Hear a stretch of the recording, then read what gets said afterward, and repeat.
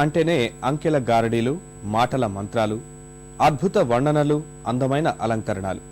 దానికి సరికొత్త నిదర్శనం ఈ ఏడాది కేంద్ర రైల్వే బడ్జెట్. దేశమంతా కళ్ళు కాయేలా కాసేలా ఎదురు చూసిన రైల్వే జమా లెక్కలు 2012-13 మొత్తం సాగిన తీరుదే. రైలు చుక్చుక్ను సామాన్యుడి గుండె చప్పుడుతో పోల్చిన అమాత్యులు వర్ణనకు సార్థకత చేకూర్చడంలో ఆమడ దూరంలోనే ఆగిపోయారు. రైల్వే వ్యవస్థను పట్టిపీడిస్తున్న ప్రధాన సమస్యలకు స్పష్టమైన పరిష్కారం చూపకుండానే పైపై మెరుగులు అద్దే ప్రయత్నం చేశారు. ఆధునీకరణ, భద్రత, సౌకర్యాలకు పెద్దపీట వేశామంటూనే నిధుల కొరత వల్ల లక్ష్యాలు చేరుకోలేకపోతున్నామని నిస్సహాయంగా అంగీకరించి ఒరగబోయే ఫలితాలను ముందే చెప్పారు. ఆపై ఛార్జీల వడ్డనతో వినియోగదారుల నడ్డి విరగ్గొట్టారు.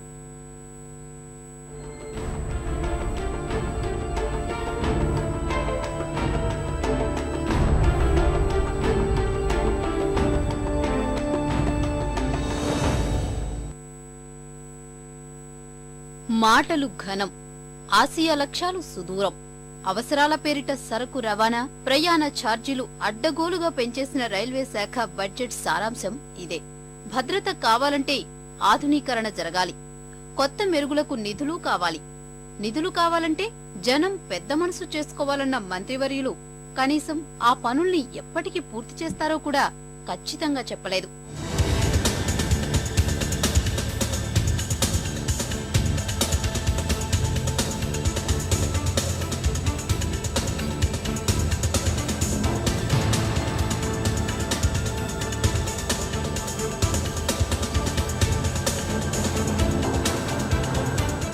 ఈ భారీ అంచనాల మధ్య పార్లమెంటు ముందుకు వచ్చిన రైల్వే బడ్జెట్ 2012-13 మొత్తం స్వరూపమే 60,100 కోట్ల రూపాయలు. ఆద్యంతం కవితాత్మకతతోని సాగిపోయిన దినేష్ త్రివేది ఈ అరకొర అంచనాలతోని భారీ లక్ష్యాలను ఎలా అందుకునేది చెప్పనేలేదు. రైల్వే భద్రతకు ప్రత్యేక సంస్థ, 5 ఏళ్లలో కాపలా లేని క్రాసింగ్ల నిర్మూలన, సిగ్నలింగ్ వ్యవస్థకు కొత్త మెరుగులు అన్న త్రివేది భద్రత, విస్తరణ, ఆధునికీకరణకు పెద్దపీఠని వివరించారు. భారతీయ రైల్వేను ప్రపంచంలోనే అత్యుత్తమంగా తీర్చిదిద్దుతామన్నారు. కానీ ప్రభుత్వం నుంచి నిధులు వస్తేనే అవన్నీ సాధ్యమని చెప్పకనే చెప్పారు.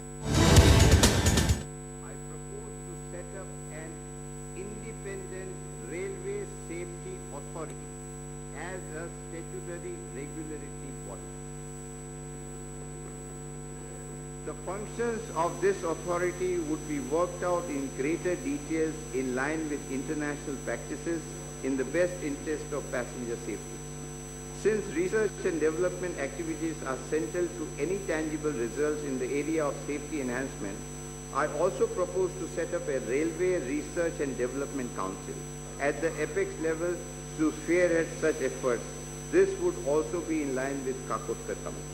భద్రత, ఆధునీకరణకు సంబంధించి ఇప్పటికే కకోత్కర్, శ్యామ్ పిట్రోడా కమిటీలు రైల్వే దైన్యంపై తీవ్ర ఆందోళన వ్యక్తం చేశాయి. విశేషమేమిటంటే బడ్జెట్ పాఠము దాదాపు అవే అంశాలు ప్రధానంగా ప్రస్తావించింది. ఏకీకృత భద్రత వ్యవస్థ, సామర్థ్యాల పెంపు, ఆధునీకరణ, ఆపరేటింగ్ రేషియోలో వృద్ధిని ప్రగతి సూత్రాలుగా ప్రకటించింది. కకోత్కర్, శ్యామ్ పిట్రోడా చెప్పినట్టే మరో 5 కీలక విషయాలపైన దృష్టి సారించింది. దానికోసం ట్రాక్లు, వంతెనలు, సిగ్నలింగ్, టెలికమ్యూనికేషన్, రోలింగ్ స్టాక్, స్టేషన్లు, సరకు రవాణా టెర్మినల్ల అభివృద్ధి దిశగా ముందుకు వెళతామన్నారు మంత్రి. అయితే వాటి సాధనకు నిర్ణీత కాల వ్యవధి, కేటాయించబోతున్న మొత్తాలు ఇంత అనిగాని చెప్పకపోవడం గమనార్హం.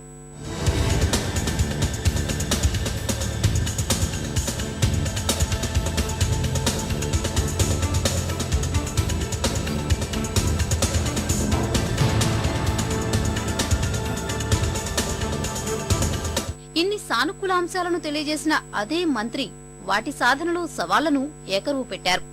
వాటి ప్రకారం దేశవ్యాప్తంగా 1,00,000 కోట్ల రూపాయల విలువైన 487 రైల్వే ప్రాజెక్టులు పెండింగ్ లో ఉన్నాయి. ప్రధానంగా నిధులలేమి వల్లే అవన్నీ పూర్తి కాకుండా నిలిచిపోయాయి.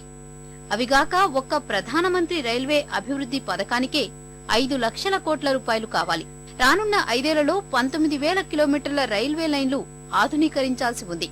అవిగాక స్టేషన్ల, విమానాశ్రయాల స్థాయికి 100 రైల్వే స్టేషన్ల అభివృద్ధి, మెట్రో నగరాల్లో రైల్వే స్టేషన్ల ఆధునీకరణతో 50,000 మందికి ఉపాధి, 1,00,000 కొత్త కొలువులకు నిధుల సమీకరణ చేయాలి. The railways have a large basket of pending projects, and I am very much concerned about it. With a throw-forward liability of rupees 1 lakh crore have already been approved by this August House in the past and are at various stages of execution. With a grossly inadequate level of budgetary support, I can very frankly and honestly admit that most of these projects cannot be completed in a time-bound manner unless and until supported by the government. The collective challenge before us is to formulate viable funding mechanism for these projects which reflect the unfulfilled aspiration of the people, and I would request the indulgence of my colleagues in this house to show me a way forward. మరోవంక ప్రయాణికుల భద్రతే మొదటి ప్రాధాన్యమని ప్రకటించిన దినేష్ త్రివేది ఆ దిశగాను భారీ ప్రకటనలే చేశారు.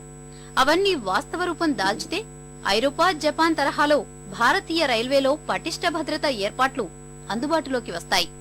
2001 నుంచి క్రమేణా తగ్గుతూ వస్తున్న రైల్వే ప్రమాదాల సంఖ్యను 0 స్థాయికి తీసుకురావాలన్నది వారి లక్ష్యం.